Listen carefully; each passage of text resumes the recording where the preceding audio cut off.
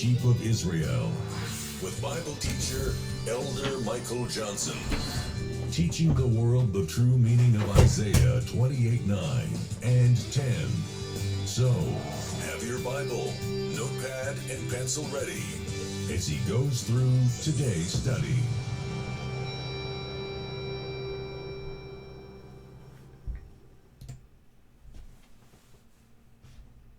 Shalom, everyone. Shalom. I want to welcome everyone from King James Bible University. I'm Elder Michael Johnson from the Lost Sheep of Israel. Now, today we were sitting in for Dr. Eliezer through his radio show, but he has allowed us to also stream this over here, besides also streaming at the school. So this is why you guys see me this morning, and also that notification went out. But what we're going to be doing, we're going to be picking up from Hosea, and we're going to continue to go through this because it is a lot of material that we're going to be going through. So a lot of this I'm going to set up more in a school setting, because it's so much information that Isaiah has to go through to where we have to have a total understanding of what Hosea is talking about. Again, we're going to have another reader that's going to do some of this, but we're also going to be slowing down a little bit more to where we can grasp a lot of stuff.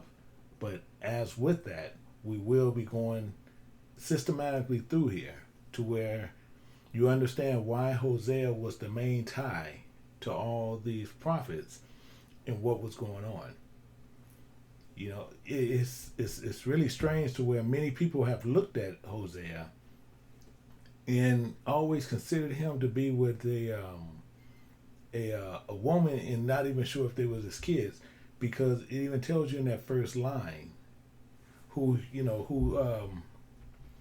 was going on with that. And once we open up with prayer and we jump into it, but we want to understand exactly, and I'm actually going to Hosea as we're speaking right now. Once we understand exactly what was happening, we can clearly see that this was not talking about anything what most people teach about. We have to be clear when we go through scriptures, and where people try to make the scriptures say something that it's not saying, this is something they should not be doing.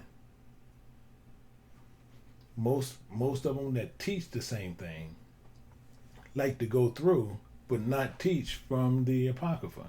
They like to remove those, hold on to this John Calvin, Martin Luther now, which they wanted, many other books taken out of the Bible that is basically based here in the United States. This is the weirdest thing that we see mostly, to where you can never tie into the truth. You can never bridge the truth from the Old Testament to the New Testament.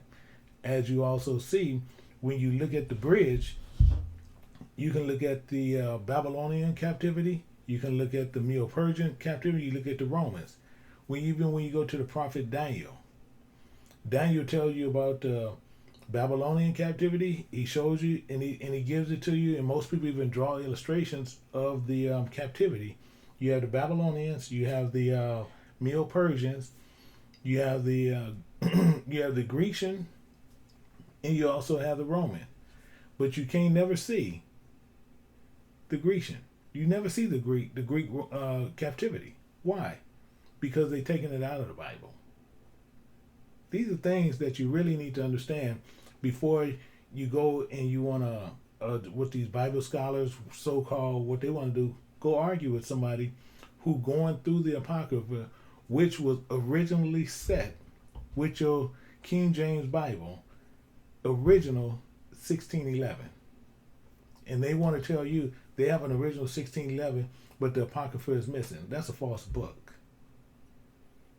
If they sitting there with Zondervan, who also prints the Satanic Bible, do you really think they're going to give you truth? And you like using their books as well as their dictionaries? These are things you need to really look at and consider before going through any type of scripture, telling people that you are teaching all truth. I have emails. It was abundance of emails because most people didn't know all these prophets was part of this entire thing. They didn't know all these prophets was tied in together. Many of them knew each other. These are things we have to really look at when you're dealing with the book of Hosea. Hosea is the rope to which ties everybody together to where you see, to where he has started explaining things to you to get the understanding. So we're going to open up with prayer, and we're going to take off from where I left off yesterday, and we're going to continue to finish through here. So we're going to get started. So I ask you to get your pencil and paper, because same thing I said, make sure you precept this stuff. Make sure you precept this Bible exactly what is being given to you, to where you can go back, you can research this also on your own. So never take my word for it. Research this on your own, and you'll see exactly what was happening all the time. Because once we start back, we're gonna pick back up in Isaiah, and then we're gonna continue to move down through. So, dear Heavenly Father, we want to thank you for today. I ask, dear Father, as we're going through here, I ask that you bless each and every person as we go through this study of Hosea. I ask you to give them minds to understand each and everything in each book. And as they go on their personal study, dear Father, as with the scriptures that's being given to them in the precepts for the understanding, I ask that you open up their minds and show them the direction. Give them the path. Give them the straight way to where they can find all things, dear Father, of you. Lead them not in a direction to where they'll try to go into their own understanding, but you lead them in a direction, dear Father, for they can see what truth is. I ask that you lead, guide, and direct them in all things. I ask that you sit in this teaching, dear Father, to show us, dear Father, exactly what you want to go out. All these things I pray in the name of your darling Son, Jesus Christ. These things I pray, amen. So we're going to open it up. And we're going to open up with Isaiah 7. And we're going to pick it up at 1. Isaiah 7 and 1, we're going to read down to 9. But I'm going to have the reader go through it. But with this, we're going to see some of the same things which I picked up from yesterday. So same thing, which with from 7:1 to 7:9, we're going to go through. But some of these things we're recapping, then we're going right back into it. So we're going to open up with Isaiah 7. It came to pass in the days of Ahaz, the son of Jotham, the son of Uzziah, king of Judah, that Rezin, the king of Syria, and Pekah, the son of Remaliah, king of Israel, went up toward Jerusalem to war against it, but could not prevail against it. And it was told the house of David, saying, Syria is confederate with Ephraim. So we clearly see that Syria is confederate with Ephraim. So as we said yesterday, see, this is where they actually end up using Syria to conquer their own brothers. Because that's what they're going to end up doing, but they end up turning on them. So we're going to go on through here, but we're just going to recap some of this here. Was moved in the heart of his people, as the trees of the wood are moved with the wind. Then said the Lord unto Isaiah, Go forth now to meet Ahaz, thou and Shear-Jashub thy son, at the end of the conduit of the upper pool in the highway of the fuller's field, and say unto him, Take heed and be quiet. Fear not, neither be faint-hearted for the two tails of these smoking firebrands, for the fierce anger of Rezin with Syria and of the son of Remaliah. Because Syria, Ephraim, and the son of Remaliah have taken evil counsel against thee, saying, Let us go up against Judah and vex it, and let us make a breach therein for us, and set a king in the midst of it, even the son of Tabeel. Now, the same thing, now the son of Tabeel, now they're going to actually kill him, but they're going to do exactly what this is saying. Once they set this up, they're going to actually kill him, kill that same king. And the same thing, when they saying they want to go up, now this also will let you know about Psalms 83. Because this is part of what they're doing. They are fulfilling that. They're fulfilling that Psalms 83. And we can actually look at that part. Let's go to Psalms 83. We're gonna see Psalms 83 and see what I'm talking about there. And once most people really understand, and 1 second, we got Psalms 83. And we're going to pick this up at verse 2. It says, "Lo, thy enemies made a tumult." They made a lot of confusion. This is what they're fulfilling. And he says, "For lo, thy enemies had made a tumult. For they that hate thee had lifted up their head. They have taken crafty counsel against thy hidden ones." Exactly what, fulfilling everything what Isaiah is speaking of. Now, this is part of what the problem is. We're going to jump mainly part talking about the part of Israel, but we're going to look at verse 5 in Psalms 83. It says, "They have consulted together in consent, and they are confederate against thee." This is what this is fulfilling. This is why I say the Bible is tied all together. But once you understand the bigger picture, exactly what was all going on, you have a clear understanding why you go through the Bible all ways. This is why you are to read the Bible based on Isaiah 28, 9, and 10. You can understand exactly what these prophet writers were stating and what was going on better than isolating the books. But most people will sit there, they say, well, I thought I'd to read this book and read that book and to get the understanding. Many times the Bible is not set up in that way. We have to take a little here and a little there, but we have to do everything precept upon precept. This is the way you understand the book. As I even told another brother, me and him just having a conversation, same thing I spoke about. The Bible in the beginning, you just never see an index. There's no index in the Bible. The reason why? Because he gave you the way you're supposed to study the Bible. So many people will read a book of Jonah and different ones and saying that they understand Jonah. Or they'll go read, Isaiah, or they'll go read another book. And they'll say they know the book now. And technically, they don't know the book. The reason why? Because the book is not even set up that way. 99% of the time, that prophet is talking about somewhere else to where you can get the rest of the information. This is why it says, isn't this written in the book of the Chronicles? Or it always named, and it's most time it gives you a hint where else to go. So these are things we have to always watch. But anytime you study in the book, this is why everything is weaved together. This is why he says study to show thyself approved. Why? Because when you just reading the book, that doesn't make that you mean you understand that book. Most people didn't know all these prophets was involved what we went over yesterday. Many of them are involved. That's why when you study, you have to really study to understand what he is trying to show you. This is why it was for, as I read to you yesterday on Romans, this Old Testament is for our learning.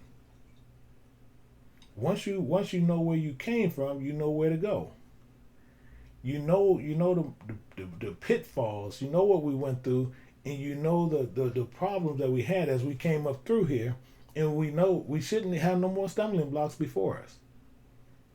But this is why he has set your preachers and teachers who want to, I'm talking about willfully and diligently study the book to where they can bring this stuff forth to you. The ones who's not willing to do that, this is why you have the problems you have.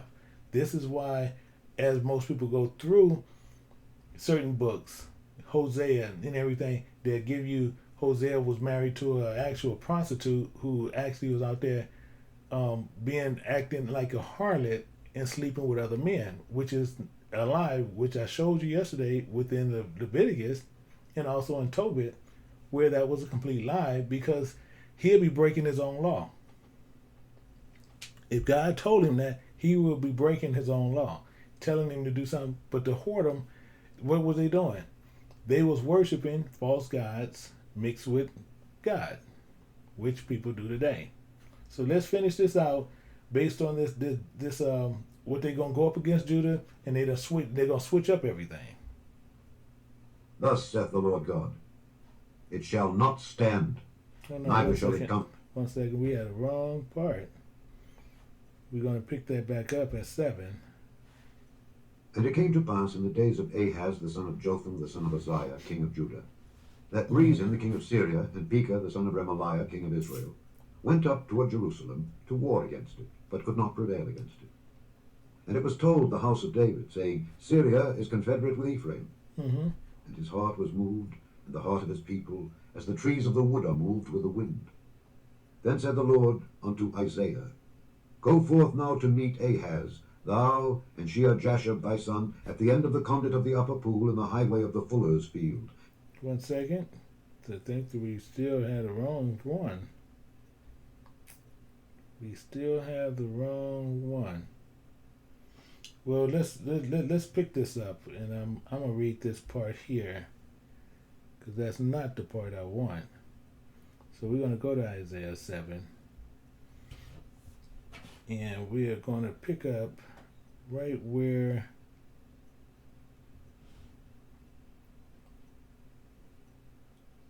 we want to finish off at, because it's some of the part to where we didn't want that to go through. But we're going to pick this up at 5. It says, Because Syria, Ephraim, and the son of Remaliah have taken evil counsel against thee, saying, Let us go up against Judah and vex it, and let us make a breach therein for us, and set up a king in the midst of it. So they, after all that confusion, as we were saying, they're gonna set up their own king. And it says, even the son of Tobit. So they setting up their own king. And then it says, Thus saith the Lord, it shall not stand, neither shall it come to pass, for the head of Syria is Damascus, for the head of Damascus is Rezin. So it's telling you who's the head of these places. And it says, within 60 of 5 years shall Ephraim be broken, that it shall not be a people. And the same thing you're saying over there, fulfilling in Psalm. It says, let us make the nation of Israel be no more in remembrance. It's telling you the same thing. It's saying no more people. Verse 9. And it says the head of Ephraim is Samaria. And the head of Samaria is Remaliah's son. So we understand what we are saying there. But as I said right here, you know, we doing a recap on some of this before we go right back down into it. But now when you look at 2 Kings, we're gonna go into 2 Kings. We're gonna make sure we clearly understand there. 2 Kings 15 and 29. 2 Kings 15 and 29. And we're gonna look at there, which is telling you about there. 1 second, we're going to get Kings, and we're going to go to 29. And right there it says, in the days of Pekka, king of Israel, came to Tiglath-Pileser, king of Assyria, and took Ijon and Abel-Beth-Machiah, and Genoa, and Kadesh, and Hazar, and Galilee. So what we have to do is Galilee and Galilee. As I said even yesterday, these are the ones you need to write down. These are the ones you keep up with, because these two cities is very actually important. And it said all the land and Naphtali, and carried them captive to Assyria. Now, we have to understand, it went and it took this city. And you got to remember, these are Israelites that's taking them. And these who've been taken are Israelites, been taken. And now they're being taken captive to Assyria, which most people think Assyrians is one thing, but when they start using the name Samaritans, you're talking about a mixed race people. These are people who started intermingling with the Assyrians, and now they call Samaria. This is why even the lady was sitting at the well, was able to clearly tell Jesus she knew about Jacob.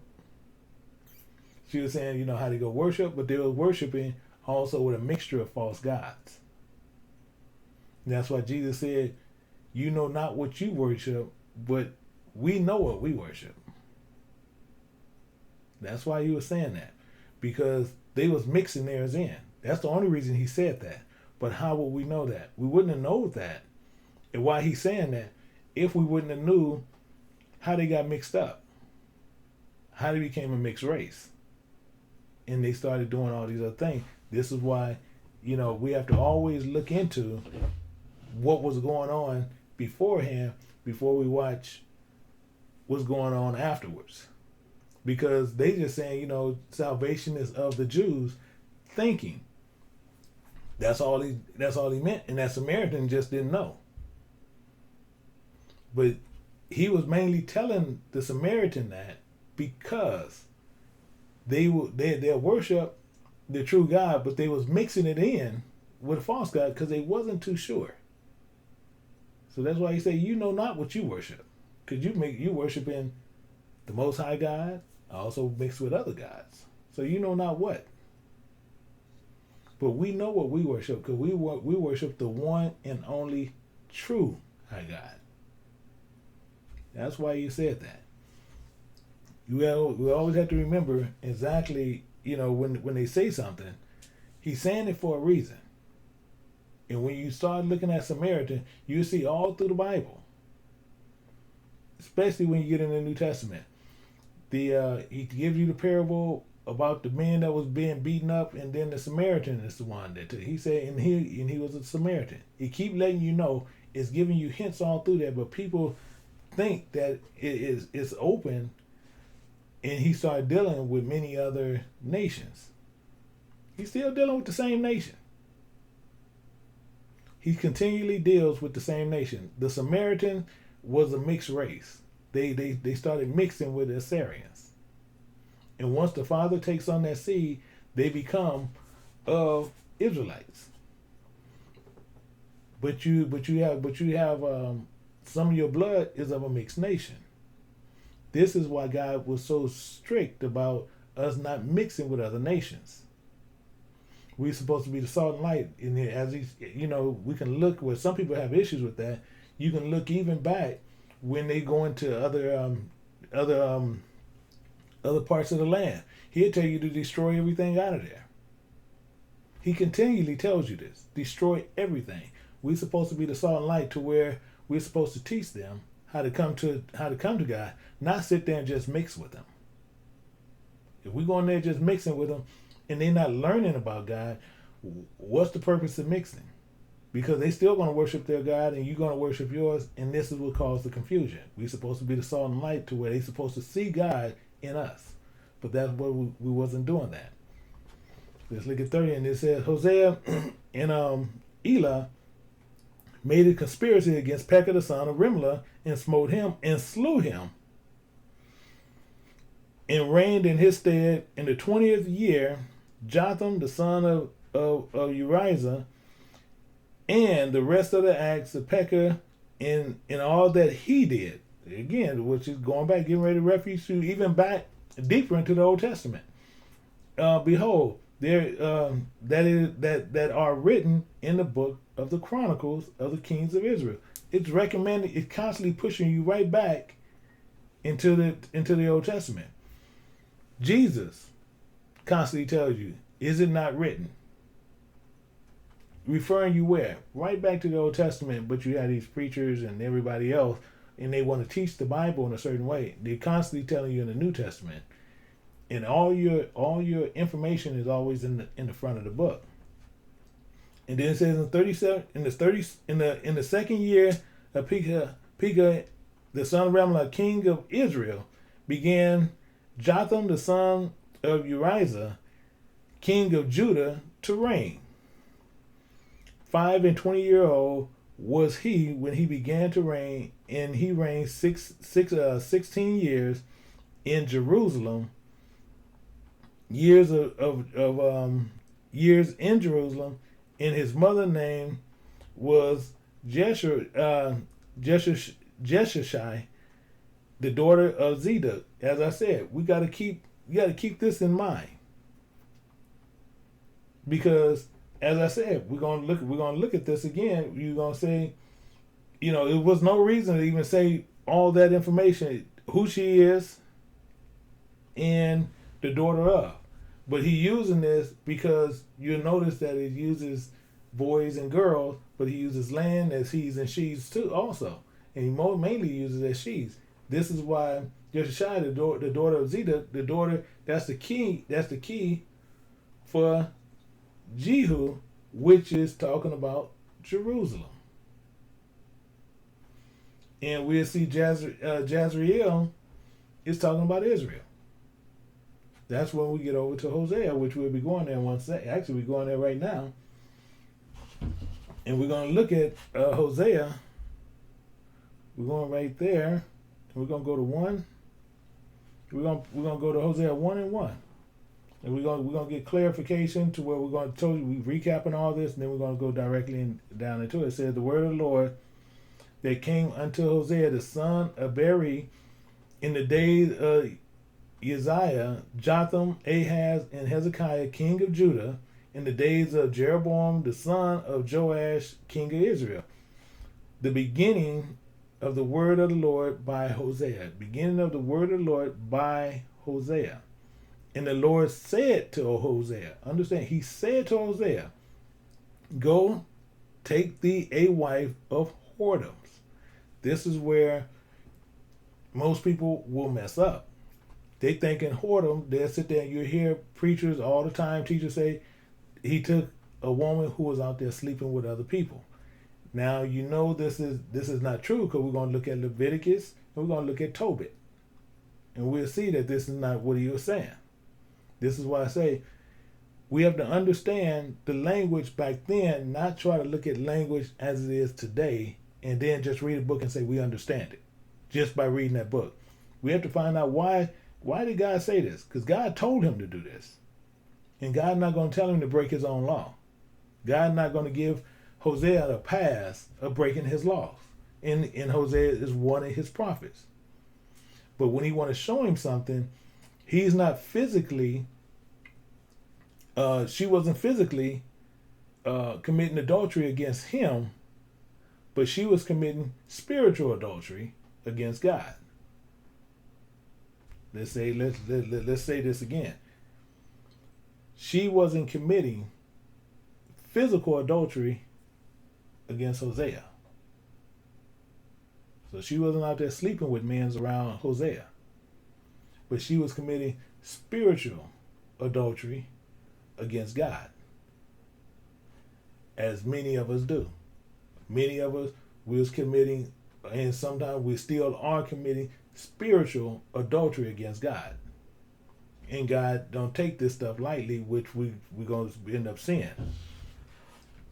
So he said, take a wife of whoredom and children of whoredoms. Why he's saying children of whoredoms? He wanted to make sure she's been in this, and saying she was a child of whoredom, so she had grew up doing this. That's why he said, and so that's why he wanted the children of whoredom. He wanted to make sure she grew up worshiping these false gods, not somebody who was converted over as a child and now she just kind of dabbles. He wanted to make sure she grew up with this whoredom.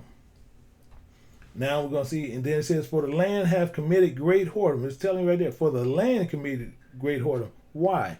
Departing from the Lord. He's telling you why. And what they doing. What they did. They committed great whoredom doing what? Departing from the Lord. Where do it say where the land had created great whoredom, lying with other men? Don't say that. It said created great whoredom, departing from the Lord. That's the whoredom that they was committing there. And it says, so he went and took Gomer, the daughter of Deborah, which conceived and bare him a son. And he said, and the Lord said unto him, call his name Jezreel. As I said, this is what it's talking about. Jezreel is talking about Israel. Even if you look at a Bible map, you'll see even in the Bible map, this is where you're going to see Jezreel sits right there in Israel. And he said, for yet in a little while, and I will avenge the blood of Jezreel. He's going to avenge the blood of Israel. And now let's think about that for a second. How is he going to avenge the blood of Jezreel and Jezreel just born? See, these are things we have to think about. It makes no sense where he's going to avenge the blood of Jezreel unless Jezreel was murdered during the birth or something. But this didn't happen. He said, in a little while I will avenge the blood of Jezreel. So it's letting you know it's not talking about a person. I mean, not a person. It's not talking about this child here.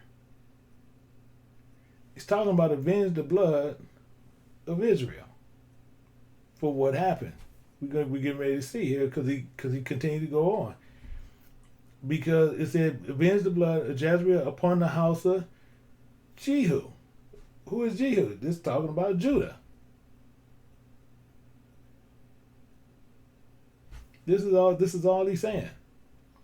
And if you look over there, you're gonna see the same thing. It's all mixed in together, but he's not saying what people with the literal mind what it's saying. You got to understand, these are talking about people that have not died. These are talking about children. So he's talking about what had Jehu did to Jezreel? Nothing, as far as the two children. But what he's talking about, what happened in this past time, what Israel did to Judah and what Judah did to Israel, that something happened. This is what he's talking about. This is why Hosea is giving you the birth of the both nations. It's the same thing. This birth is there. And it's the birth of both nations. It says, Jehu and will cause to cease the kingdom of the house of Israel. And it says, and it shall come to pass in the day I will break the bow of Israel in the valley of Jezreel. This is what he's talking about, what they were doing. For he would not break, let me see here. So he would not, what they were doing, they was breaking God's laws. So we have to understand here exactly what they was doing. But to make sure with Isaiah, we're going to look at Leviticus, which we were talking about the wife of whoredom. We're going to look at that. We're going to go to Leviticus. We're going to look at 21:7. We're going to see there. It says, Thou shalt not take a wife which is a whore or profane. Now, in this here, it's going to be even clarified even more. He said that wife that is a whore or profane, neither shall you take a woman, put her away from her husband, for he is holy unto God. Why is he saying it that way? He's letting you know to where she's not out there doing these adulterous acts. But the one who clears this is Tobit. And what y'all was saying, this is something that they moved from you. We're going to go to Tobit 4. We're going to pick it up at 12. 4 and 12. It says, beware of all whoredom, my son, of all whoredom, and chiefly take a wife of the seed of thy fathers. Why is he saying that? Because if you take a wife of the seed of thy fathers, this way you don't get mixed up with women that do everything else. Because most of these women, they, you come into, that's the same as in today, If the same as you marry another woman that is of another nation, majority of the time you guys might worship two different gods. But you came together based on physical attraction or mental attraction, whichever attracted you two together, and now you guys want to make one union, and with that one union, you put aside your spiritual belief. And this is what this is happening here. He said, chiefly take a wife of the seed of thy father, and not take a strange woman to wife, which is not of thy father's tribe. So he's talking about it has to be within that 12 tribes of Israel. For we are the children of the prophets. So he's talking about, for we are the children of the prophets. Noe, which is talking about Noah, Abraham, Isaac, and Jacob. Remember, my son, that our fathers from the beginning, even they all married wives of their own kindred, and were blessed in their children, and their seed shall inherit the land. This is why we hold to what we supposed to believe in. And if we look at verse 13 here, it says, now therefore, my son, love my brethren, and despise not thy heart, thy brethren, the sons and daughters of thy people. So he's saying, don't do this. But we have many brothers that goes out and do what? They do completely opposite of this. Completely opposite. And it says more on, and not take a wife of them, for in pride is destruction, and much trouble in it. Lewdness is decay, and great want, for lewdness is the mother of famine. So now we know what the mother of famine is. So once we understand what we were doing there, we have to understand exactly what was happening. We're going to look at another part, which is talking about the same thing, which we're going to get into, and we're going to explain some other parts before we finish up this hour. But we want to look at Isaiah. We're going to go to Isaiah 1. We're going to pick it up at 1. As I said, this is going to talk. It's going to be the same language as Hosea. I'm talking about the Most High God had all these people involved. He had all these prophets involved in this prophecy on what's going on. Why we're going to get into Ezekiel, and it even tells you how he had to bring them two sticks back together. And a lot of things are going to start making sense because we're going to even understand one was a wild one and one was not. And we're going to find out that too. But most of the people, just on that alone, you already understand exactly what he meant by that now.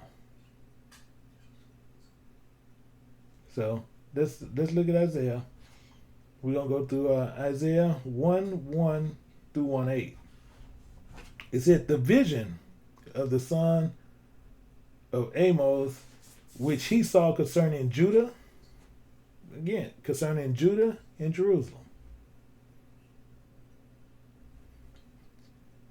Everyone, this is their concern. Sometimes he uses Jerusalem, sometimes they use Ephraim, sometimes they use Israel.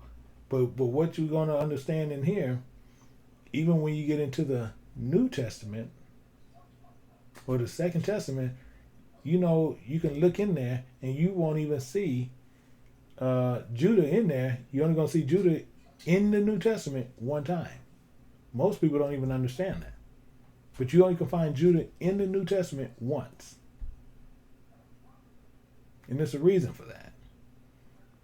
But you'll find Gentiles and, you know, Greeks, and you'll see all these other names, but you find Judah in there one time. And we're going to address that because this is what Christ was doing.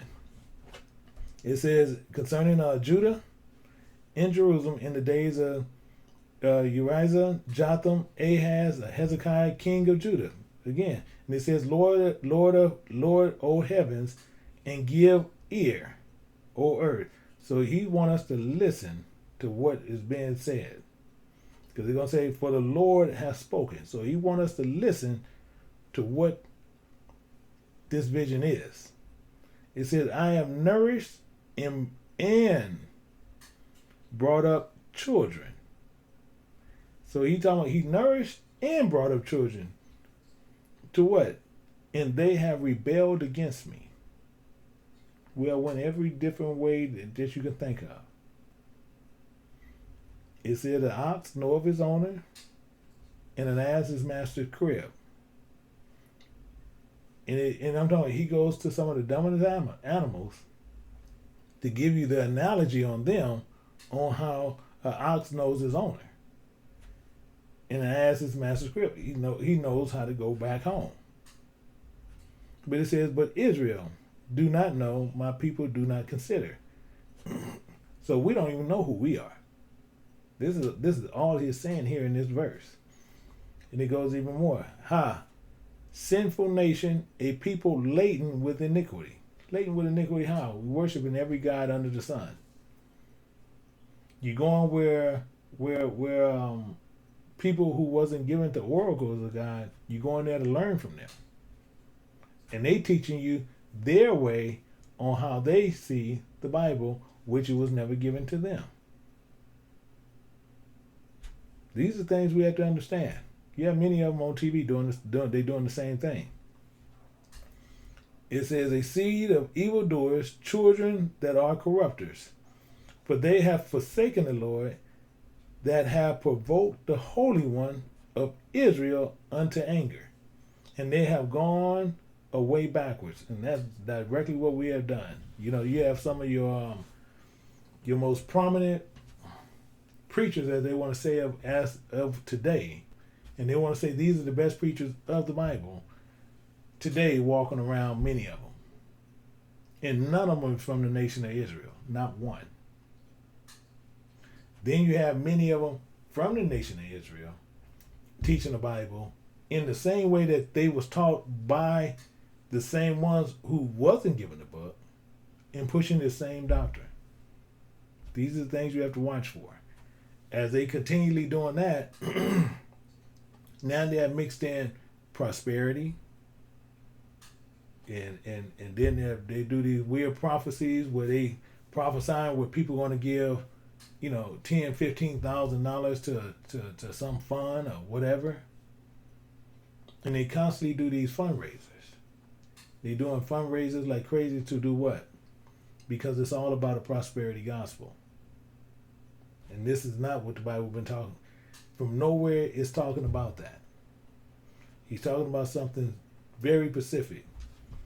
We're going to look at verse 5. It says, why should ye be stricken anymore? We will revolt more and more. The whole head is sick. I'm talking about he is literally getting in our butts right now. In the whole heart faint. From the sole of the feet even into the head, there is no soundness in it. No soundness in it. I'm talking about he's literally letting us know our heads is completely empty. But people will sit there and look at it many different ways, but there's no soundness in it. I'm talking ain't nothing in there, just big old solid rock and nothing in there.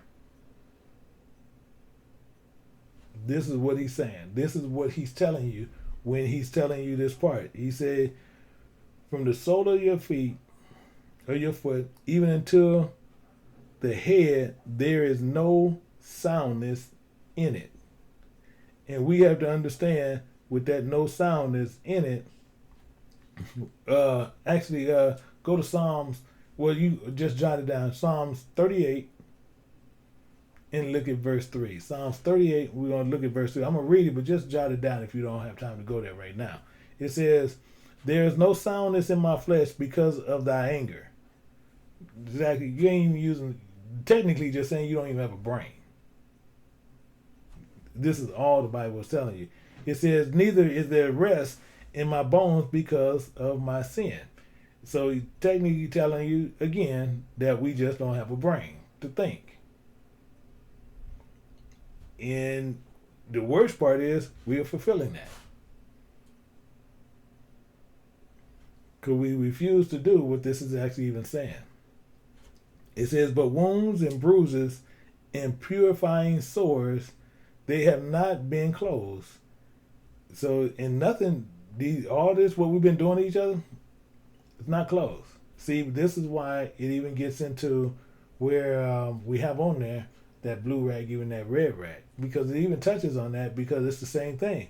We have guys who wear blue will kill the guys who wearing red. The ones who are wearing red will kill the guys who wearing blue. You can go in certain cities and certain states within the United States and you will see that happening all day long. Based on some of the identical things. They will take a man's life for wearing a blue rag or a red rag. A man's life will be taken. Many children have fallen for the same thing. And what it's saying, because we have no brain. You know, if you look at the Wizard of Oz, which is a lot of that Wizard of Oz was stolen out of the Bible. But if you sit there and you'll see the lion in the scarecrow. Same thing as the blue and the red. The scarecrow telling you he don't have a brain. Same thing here in Isaiah. Don't have a brain, but the lion don't have a heart.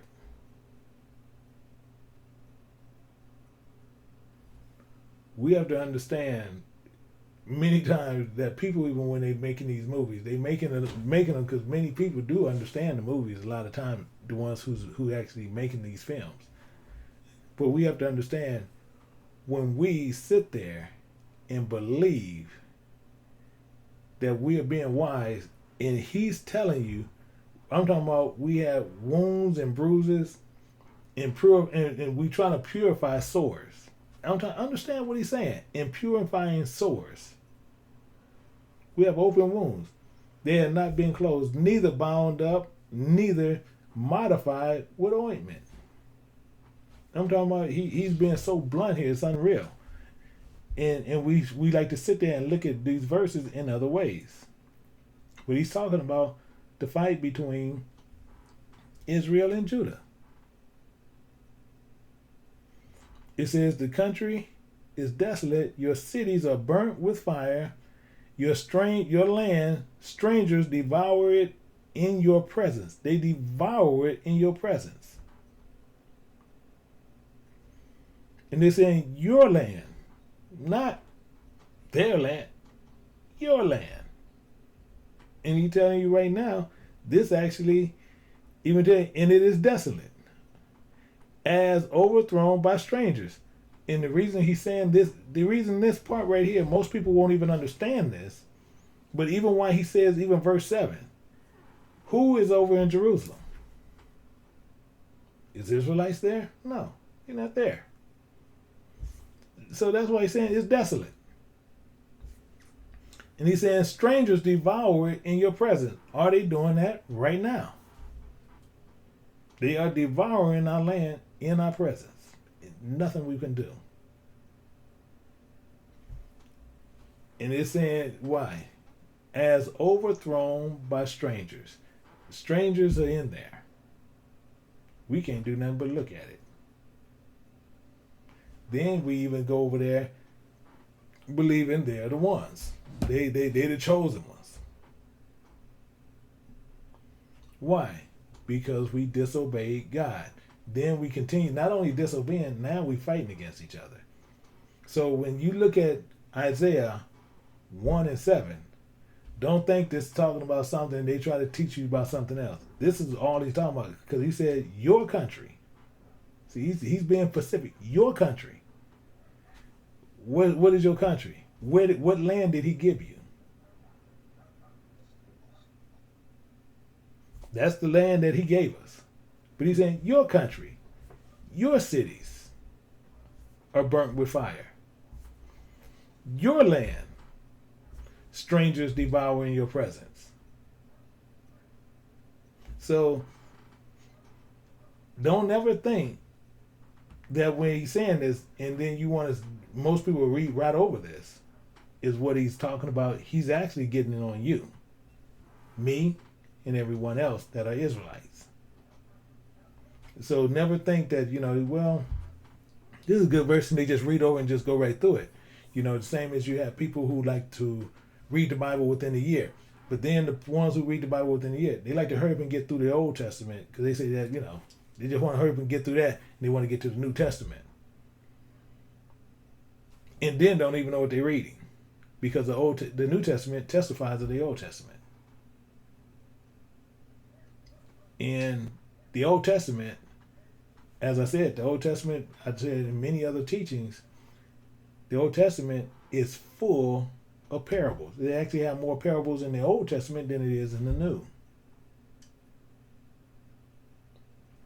So, why did I say that? Because the Old Testament is mainly in a parabolic language, and you need someone to direct you through them. And if you're not being directed through them, and I'm talking about most people saying, well, what is he saying? We need somebody to do this to where they can be a lord over them. No, that's not what I'm saying. 1 Peter 5:3 clears that. Not being lords over God's heritage. All we're supposed to do is teach you and be an example to that. Now, what I'm saying is to show you the path you need to go. All those hairy parabolic language that is set in to where they teach you how to understand it. Not sitting there telling you you're going to pay for this. Not sitting there telling you you're going to give me a donation. Not sitting there telling me you're going to take care of me. Not sitting there telling me, I need a new vehicle. Or I'm going to tell you what, I want to go buy a plane, or I want to go buy this, or wherever we go, we got to be going first class. So, I want to make sure my wife have nothing but, Chanel clothing. It's not talking about that.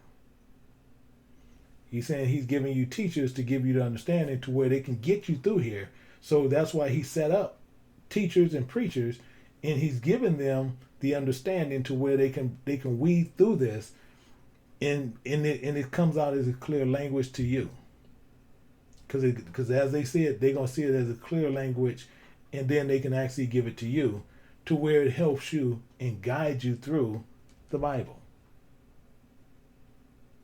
This is why he's talking about this right here, and even with Hosea, want to avenge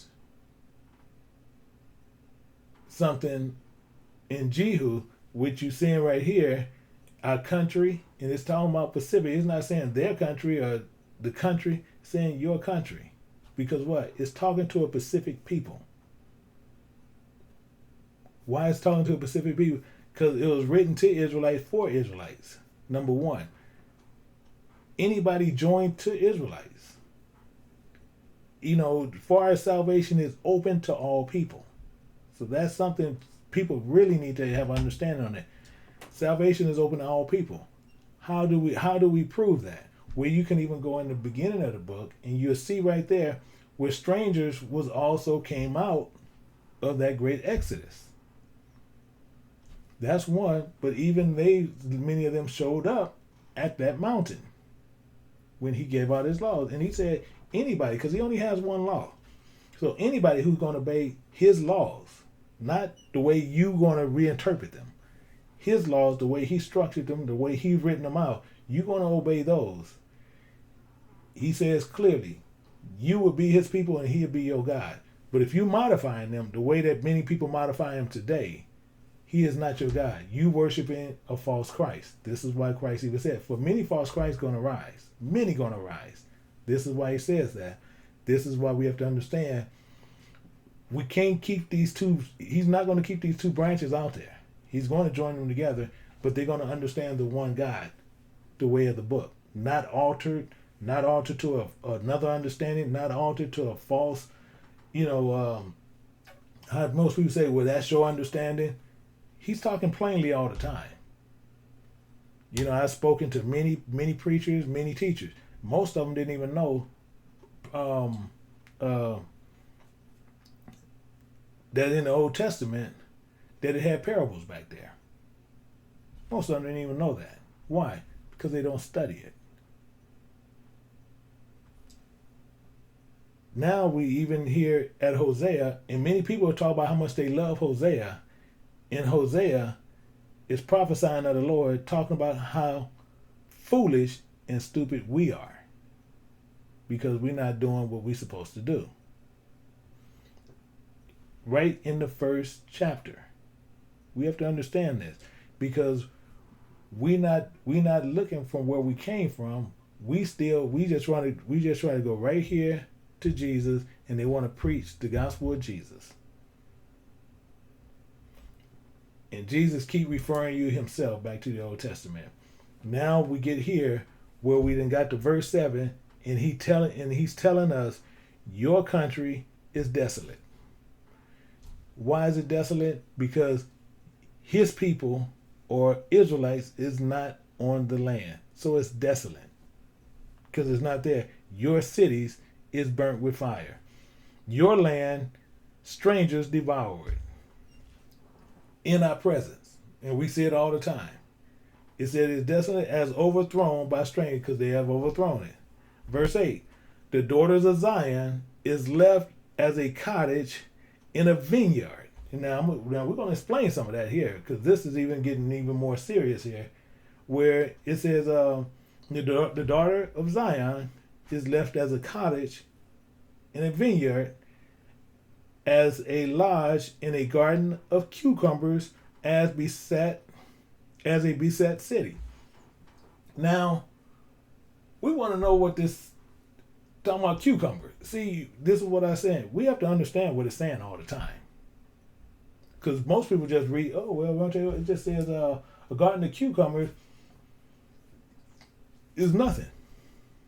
You know, I just keep reading. No, that's not what it's saying. See, a garden of cucumbers meaning a state of place around you.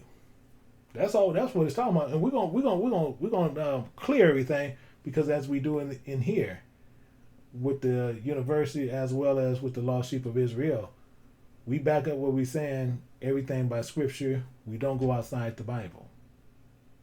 The Bible don't need another book to explain the book. The book explains itself. So this garden of cucumbers, all it's talking about is like a scarecrow in the garden. And what can it protect? What can a scarecrow protect? Nothing. It's there to try to scare people, scare them off.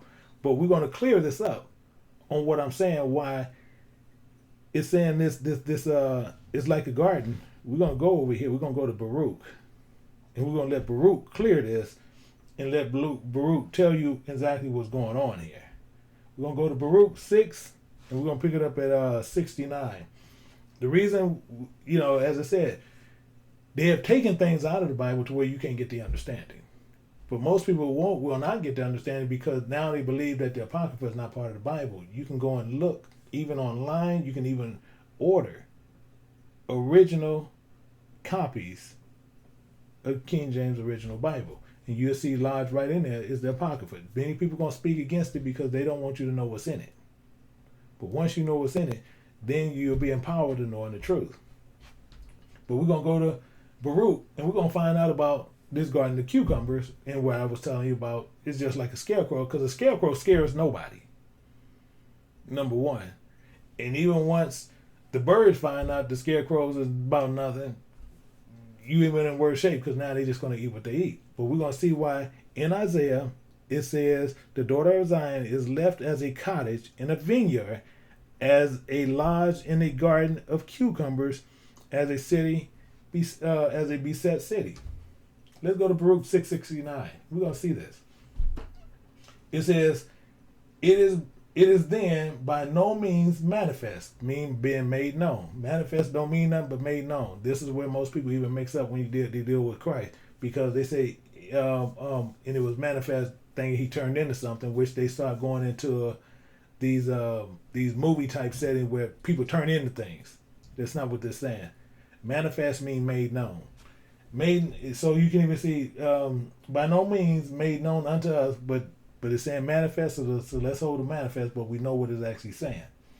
It says, unto us, they are gods. You see it's with the little g. But it says, therefore, fear them not. Verse 70. For as a scarecrow, understand what it's saying. For as a scarecrow in a garden of cucumbers, keepeth nothing. This is why it's talking about, this is why Isaiah was saying the same thing. Because Baruch, who was Jeremiah's scribe, was around this. And he already knew. So as he's saying this cottage, you have to understand, we have to go back to their way, their understanding, the way they language things, not the way we understand it and then hold it for ourselves. But he's telling Baruch, telling you himself, for as a scarecrow in a garden of cucumbers keepeth nothing. Didn't it just say, just like a beset city, it's not even protected. That's all, literally that's all it's saying. A scarecrow can't protect nothing, as well as this here. We're in a cottage in a vineyard that lies in the garden of cucumbers, a beset city, somewhere where it's not even protected. It says, keep it nothing. So are there gods of wood? Exactly what I was saying. How many people have these people have these crosses and everything? Because it's going to touch on those. You have these crosses, fish, you have these silhouette pictures of Christ. You have all these things around you. And he tell you plain as day, don't make nothing in the heavens, on earth, under earth, in the water. Nothing in remembrance far as relating to him. And what do? We do exactly that. So same as he said with the Assyrians that came Samaritans, they mix it. You know not what you worship. Because if it's a living God, why do you need something on there to remind you of him? He's a living God. He ain't been with nowhere. He's with you always. He's inside you. So what's the problem? That's what he's saying. But people sit there, no, well, I can wear a cross. I can put fish on my cars. I can do these. Literally what people do. And this is not what it's saying to do. It's telling you exactly what it's. So it's saying, and they're gods. Because he's not claiming this stuff. And then it says even more. It says, and laid over with what? Silver and gold. This is what we do. Silver and gold. Most people go get a gold cross, silver crosses, and stuff like that.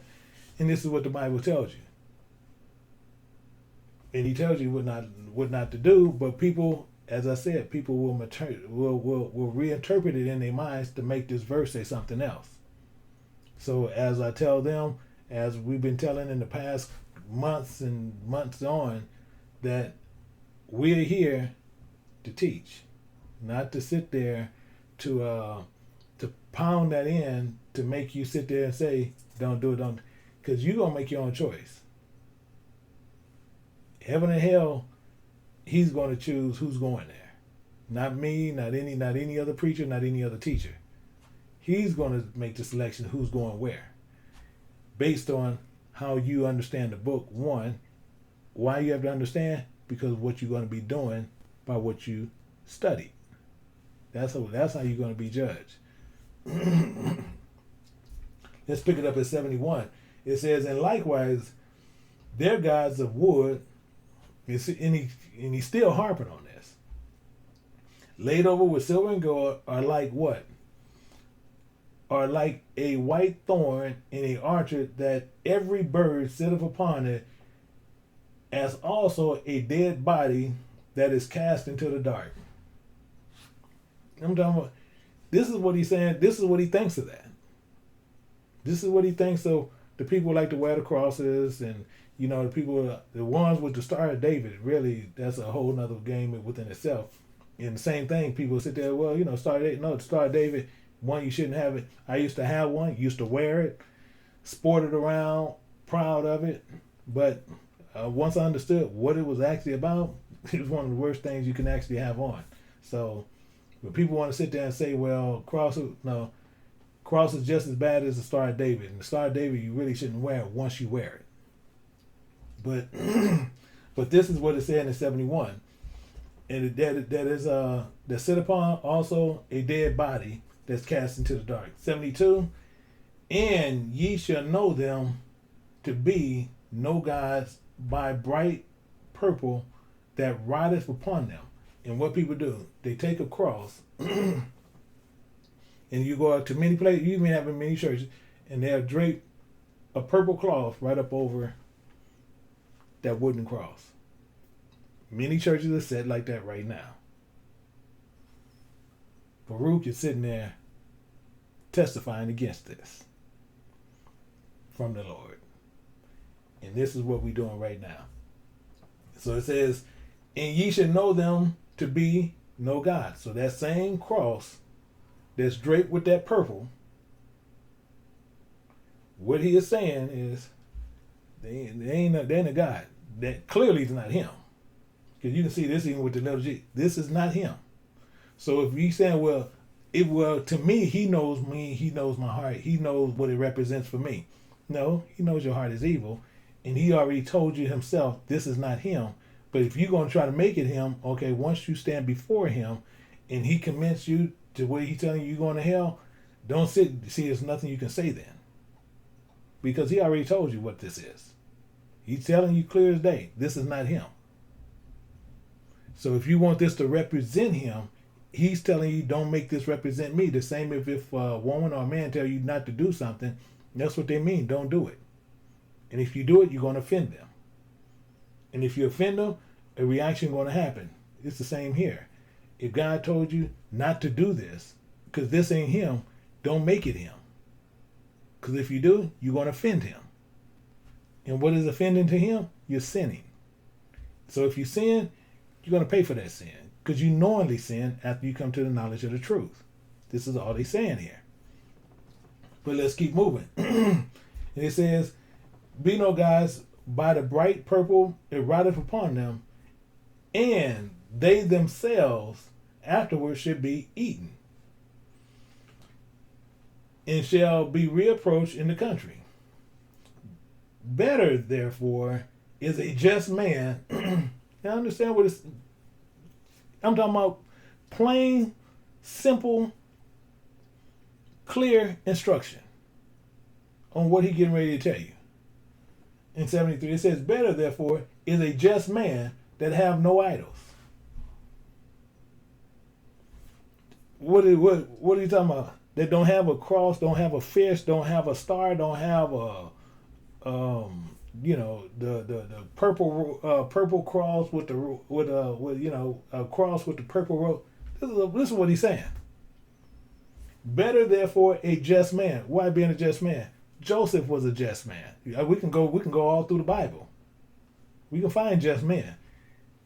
Just men have no idol, have none idols.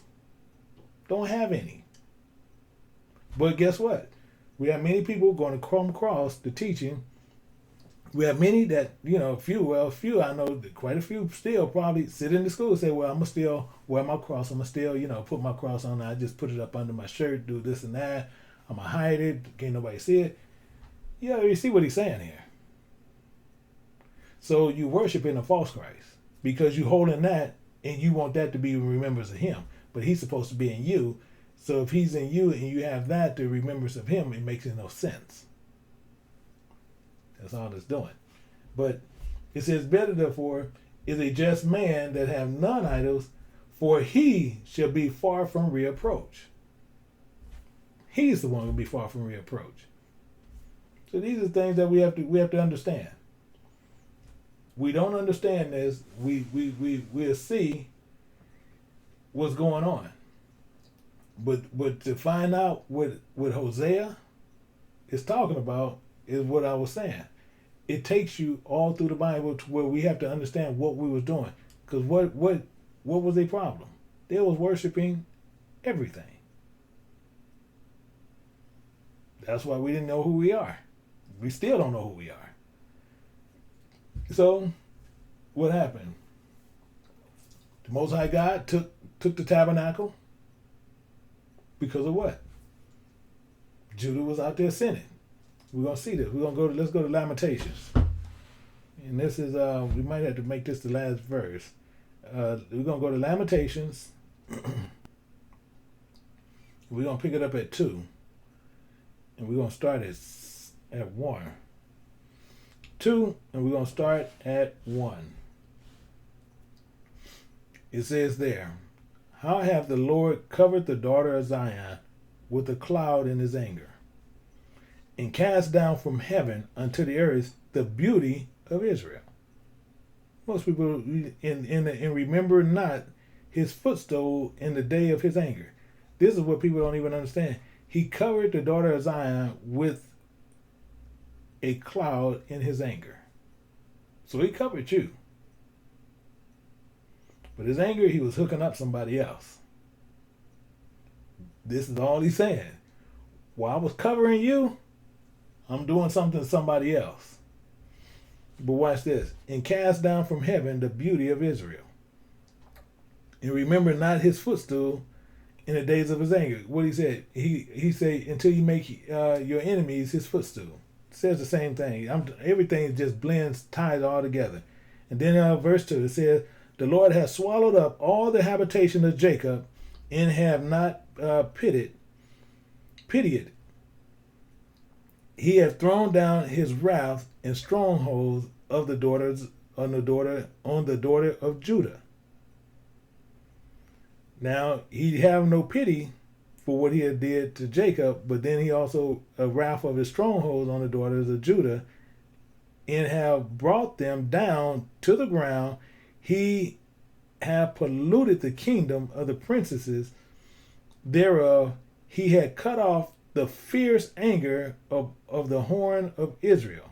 So he had cut off the horn of Israel, and have drawn back his right hand from before the enemy. So he took back his hand from him to where now the enemy can start back attacking us. Basically, what all he's saying here. So he said, and have burnt against Jacob like a flaming fire, which devoured all around and about it. He had bent his bow like an enemy. He stood with his right hand, as an adversary, and slew all that were pleasant in his eyes. This is what the Most High is doing. It says, in the tabernacle of the daughter of Zion, he poured out his fury like fire. Why is he doing this? What we was doing. We were sinning against God like crazy, fighting against our own brother. But let's keep moving. It says, and the Lord was an enemy. He has swallowed up Israel. He has swallowed up all her places. He have destroyed his strongholds, and have increased in his daughter Israel of Judah mourning and lamentation. So this is what he did, and we still going through it even to this day. It says he have violently taken away his tabernacle. So he's violently taking it away. The tabernacle he's talking about was the tabernacle they were able to see. Tabernacle now is in you, which Paul clears that up. Which Christ tells you, he gave them power to become sons of God, which that power is the Holy Ghost, which is in you. Because it said he had violently taken this away. He's highly upset. And when he's upset, you should have a problem. Because as I showed you even earlier, Genesis 6:6, where it repented the Lord that he even made man upon the earth. That's how serious it is when God seen that that man was continually evil.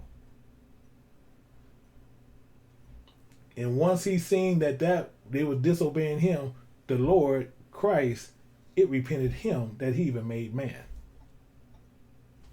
So when you see this start happening, we need to understand and we need to take action to this. And it says in tabernacle, then it says taking away its tabernacles, and were of the garden. So it's telling you as if they were of a garden. Because normally you fence a garden. But when he unfenced it, that's why even what Satan was telling God in Job. He hedged it up. Talking about can't nobody get in there. This is what this is saying, same thing. He had destroyed the places of the assembly. The Lord had caused the solemn feasts in Sabbath to be forgotten in Zion. That's the same reason why he had to take them back out to the wilderness, retrain us. And see, most people don't even understand. That's just like training you just like a dog. Because, well, why I'm saying that, what he had to do, he had to rain manna 6 days a week to where you can understand the seventh day. He did that for 40 years. And people still want to hold to Sunday is the main day. And the Sunday is the first day of the week. Was manna being rained down on that day? Yes, it was. So you know that's not the day. If you picked up for 2 days on Monday, if you picked up for 2 days on Tuesday, if you picked up for 2 days on Wednesday, if you picked up for 2 days on Thursday, you picked up for 2 days on on Sunday, it'll rot. You can pick up enough that you need for that day, and that was it. On the sixth day, you pick up enough for 2 days, and it'll last you over into the first day of the week. He's very serious about what he's saying. But people will tell you, preachers will tell you, and just as we said, today is the Sabbath, tomorrow, this evening, a start of the first day of the week, and everybody will tell you that's the Lord's day and that's not his day. This is why he's talking about this here. Where did they get that from? Saying when them two people split up and them Assyrians and everybody else start bringing in all this other false doctrine. This is what Hosea even was bringing up. We're gonna see even that in there. This is one of the part of the problem. So he made them forget their solemn feast in Sabbath day. So what they do? They go in there, and most people gonna go in there worshiping God, thinking he's there. And you can sit there and say much as you want, he's there. Amos gonna take care of that. So you had certain ones, these prophets, certain ones taking care of certain things, letting you know what God ain't gonna deal with. Because you're gonna find out that he hate your solemn feasts, he hate your Sabbath days. Why? Because you changed them to your days, which is the first day of the week, and he constantly tell you it's the seventh day of the week. But most people will sit there and tell you, no, I'm gonna tell you what, it's the first day. The Lord knows my heart, and he's good to me. And when you're not in that kind of tribulation, you're in bed with Satan. That's number one. Number two is, as you continually do that, this is why I said, you got one broad road, you got a narrow road. On that narrow road, he said there's few that will find it. Few will find that road. Why? Because the ones on the broad road have made adjustments all through the Bible to fit what? To fit their lifestyle. We're not to fit. Make the Bible fit our lifestyle. We're to fit the Bible. We have to take things off. The Bible said don't take we can't use this. We can't use I need to get rid of this, I need to get rid of that. You want to do it? The Bible said don't do this and don't do that. Okay, I need to get rid of this, don't get rid of that. The Bible said to do this and to do that. Okay, I need to add this and I need to add that. We have to fit the Bible, not the Bible to fit us. So when you put on these clothing, we need to make sure we adjust ourselves to where it become a perfect fit. Not put on the clothing and now we're going to make it fit us. We're going to trim here, take in the waist there, and I want to do this here. That's not what we're to do. We're to do there. We're going to tell you what, I need to put up a little bit more muscle over here, and I need to take away some muscle over here, which is talking about pride. We're going to tell you what, the shoes I put on is a little bit too small. Oh, really? No, they're not too small. No, we're too big-headed. So what we need to do is back away from some of the things and not be so stingy towards our brothers and sisters to where we can get the understanding to where, I'll tell you what, this shoe actually fits. because it was fitted for me. This book fits everybody. But it depends on, are we willing when we put it on to where we can come and we can make sure we fit it. Because it fits, it's one size and it fits all perfectly. But are we willing to put on the book to where we can fit it? That's the question. So we're gonna finish out Lamentation. We got right. Well, let me pick it up. It says, "For if we were a garden and have destroyed his places in the assembly, the Lord has caused the solemn feast in Sabbath to be forgotten in Zion, and have despised the indignation of his anger, the king and priest." So we're gonna stop here, and then we're gonna pick back up on Hosea, starting this coming Sabbath. But what people need to understand is this, as I was still saying, about the Bible. Many people are gonna sit there and they're gonna hold to whatever some preachers say and whatever some teachers say. What I say, go back, you study the precepts, and you see in there, God makes no alterations. None. Actually, let's hit one verse before we shut down. We're going to hit one verse and we're going to clear that up and see he's making no alterations for nobody. Because just like people say, let me see, we're going to go to Psalms 34. And let me see, one second.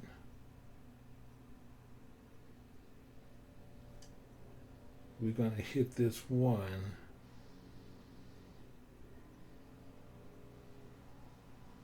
Psalms 89:34. I'm sorry, that's why. Psalms 89 and 34. And this is what we have to understand. Psalms 89:34. It says, "My covenant I will not break." So what has gone from God's lips, never going to change. That's what he's saying here. And then he says, "Nor alter the things which have gone from my lips." So he's not going to alter it. So if you're altering it for your own destruction. This is what you'll be doing.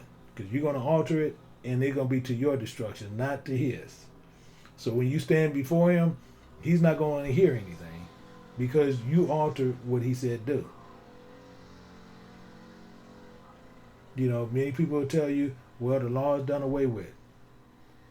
Jesus came with grace and truth, so we under grace. People, I hear that, I'm talking about probably 1,000 times a day. Well, we under grace, we under grace, we under grace. And grace is pardoning for sin. So how is grace is pardoning for sin is doing what? Which is transgression of the law. That's what grace is instituted for. The truth is the law that gives you the knowledge of sin. It's all intertwined, but they don't want to tell you that. They want to say, well, all we have to do is just hear the word. But then you ask them what the word, well, the word of God. Well, we just do what he said do. We living under grace. Okay, but grace is only given to them who obeys God's laws. And most people have a serious issue with that. And the Bible don't do nothing but tell you that all through Scripture. Grace is given to them that obey God's law. Grace is not given to them that don't obey it. Grace is not given to them that willfully break them. Grace is not given to them to believe that they can do whatever they want to do. Grace is not given to them that all they sit there and say, we're going to repurpose this, we're going to reinterpret this. Grace is not instituted for that. In each one of those, as we continually go through Hosea, everything I just said, we're going to see. Not something that I'm teaching, but this is something that the Bible teaches.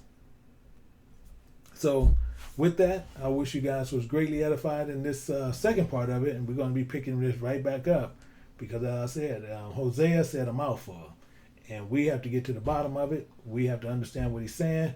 We're going to have a better understanding of the entire Old Testament of the book, because now we're finding out all these prophets was mainly on the same page. Many of them knew each other. Many of them was taking the ball. This almost like a football game where you see many of them would take the ball and have to run over here. Many had to take the ball and run over there. We're going to find out exactly what's going on. So with that, I wish you was greatly edified, and I bid everyone a good shalom.